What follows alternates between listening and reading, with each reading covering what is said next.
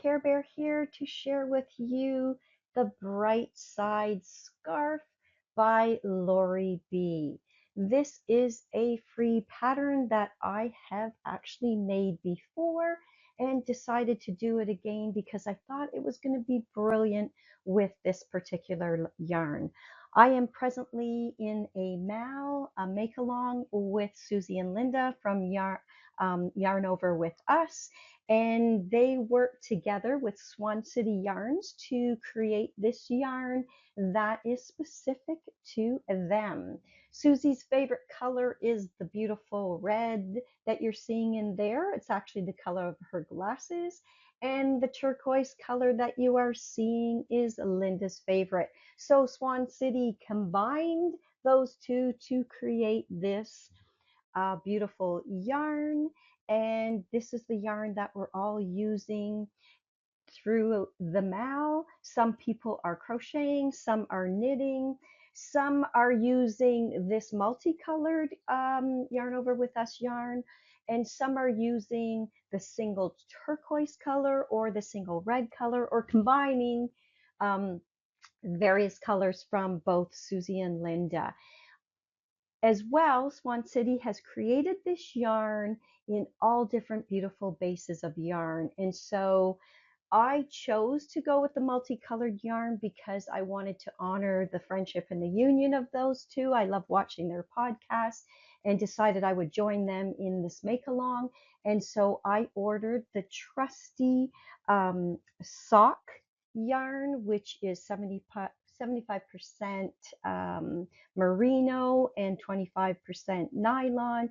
And the first project that I made were a pair of socks, and I only used 44 grams for those socks. So I had 56 grams left over from that 100 gram skein, and I really wanted to find a pattern that was going to highlight the beauty of this, the union of these colors. And so I didn't want to do another pair of socks. I wanted something that had more width and breadth to it than a pair of socks, so that you could see the flow of the colors.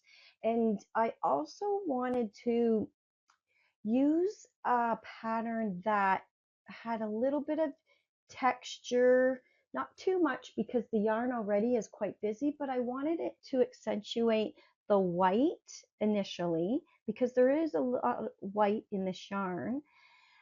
And when I started the bright side, because I have made this before, I modified the bright side to be the bright side pattern with mini florets, because the bright side is this beautiful scarf that gradually increases and has some eyelet at the side.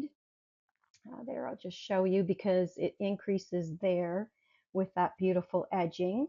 And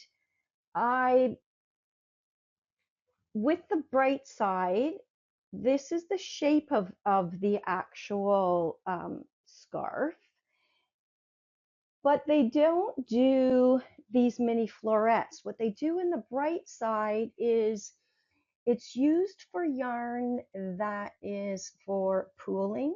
And so yarns where you have majority of one color and some of another color, you use that some of the other color to do the reverse stitch. So in the bright side, you're knitting on the right side and you're purling on the wrong. And so you would knit, knit, knit, and as soon as you come along to that contrast color in the yarn, you would then purl, and you'd purl until you finish that contrast color, and you'd go back to the knitting with the regular color. Then when you were on the opposite side, you would be purling, and if you came across the contrast color, you would knit. And that's the intent of the bright side, and which is great, but what I wanted was more of a 3D. So I added these little mini florets, which are similar to making baubles, but I think they're much easier. And I had done this before in an assigned pooling ball of yarn that was actually dyed for pooling. And I used it with the bright side and mini florets, and I'll put a picture in below. And I was really, really happy with that scarf. So when I was working with this yarn and knitting those socks, I was thinking, what am I going to do? What can I do to really honor the color in this, um, in this yarn? And how can I accentuate the white? And so what I decided to do were these mini florets. Every time I was knitting along, I would make a mini floret at as soon as the white started after the red yarn. So there's actually white in a couple of spots. So there's a little bit of white from the turquoise into the red, but it's so small. There's not enough of it. So I waited until I came to the white that comes after the red. So as soon as I saw coming from the red a little bit of white, I started the mini floret. And my mini florets are, you can make florets 4, 5, 6, 7 stitches, and mine are 4. So I started right away knitting the mini floret with that white, and it does in some cases mix right into that turquoise, which I was fine with. So that was the strategy that I used. And so the pattern actually starts at one end and just with a few tiny stitches, and you gradually increase at the eyelet edge, and the other edge is just, I don't think I blocked this very well. It should be more of a straight edge there. So the one side is an increase, the other side, this is your straight edge, this is your increase edge, and it has a little bit of eyelet there in that edging, and it just continues to increase all the way up until you like the size of the shawl. In my case, it was until I ran out of yarn because I had 56 grams, and I thought, okay, I'm going to use all of it for this scarf.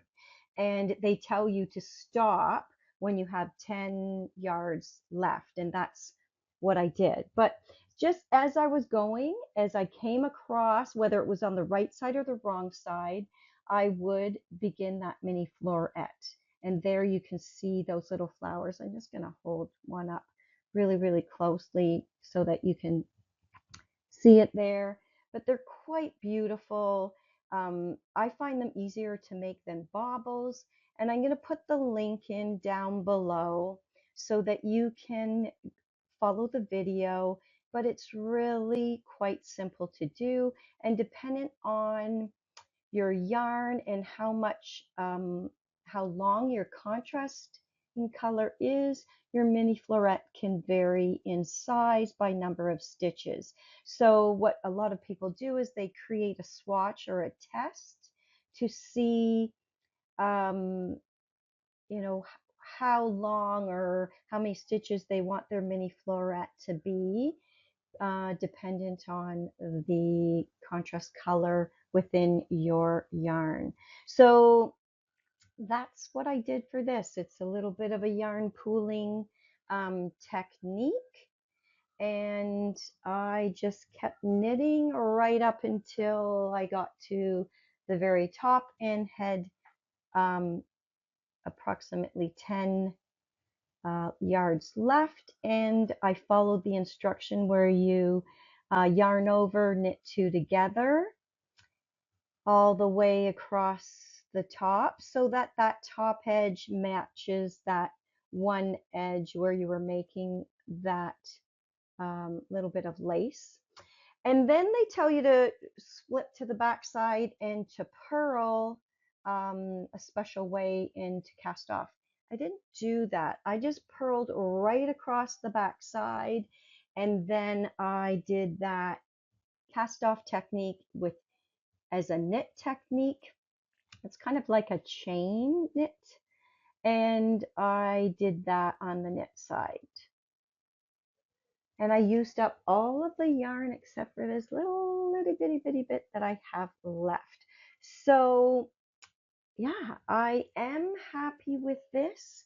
I think it's turned out really well. It turned out the way I wanted it, what I had envisioned, because when I was working it with the sock, I really wanted something 3D to pop the white so that it was sitting on top of the base of that red and the blue. I wanted that white to really pop out. And it's popping out a little bit white with the turquoise, but I'm okay with that because there's not a lot of turquoise um, in the base. So that is the Bright Side pattern by Lori B. And I mixed in the mini florets. And I am going to share with you down below the link to Lori's pattern, the link to making those mini florets, as well as the link to Susie and Linda's YouTube channel. And if you're a knitter and you're looking for a community, people to hang out with, definitely check out their YouTube channel. And you'll see all the different things that they have been creating in their community. And this make along with this special yarn from Swan City is one of the ways that they bring us all together. So I'll also put the link to Swan City below, and hopefully there might be something here that's of interest to you, and you can check out those links. Thanks for joining me today.